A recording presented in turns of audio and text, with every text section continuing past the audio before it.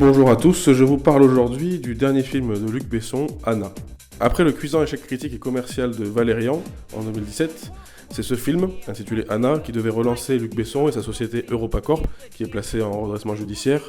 Malheureusement, ça a encore raté. Au contraire, même ce 18e film de Luc Besson, pourrait bien être son dernier. En fait, cette histoire de jeune femme prise en étau entre le KGB et la CIA à la fin des années 80, ça ressemble un petit peu à un retour aux sources pour Besson. Cette fois, c'est pas Anne Parillot, qui était dans Nikita, qui incarne cette femme espionne en quête de liberté, mais la top modèle Sacha Alous. Elle n'est plus entourée par Tchéky Carrillo et Jean-Hugues Anglade, mais par Luke Evans et Cillian Murphy. En bref, Anna, c'est Nikita 30 ans après, avec des personnages russes et américains à la place de personnages français. Voilà où en arrivait Besson, il se cite lui-même. Pire, contrairement à son habitude, Luc Besson se contente du minimum.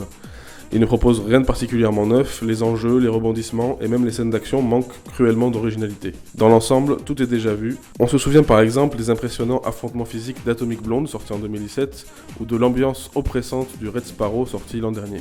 Ces deux films, qui traitent du même sujet qu'Anna, resteront sans aucun doute plus longtemps dans la mémoire. Même le retour d'Eric Serra à la musique passe inaperçu. En bref, Anna est un film d'espionnage action, banal. On est très loin de ce que Besson nous proposait dans les années 90 avec Nikita, Léon, Le Cinquième Élément, et même de son Lucie de 2014. C'est vraiment dommage, espérons seulement que cet échec annoncé poussera le réalisateur à se réinventer pour produire à l'avenir des films un peu plus originaux.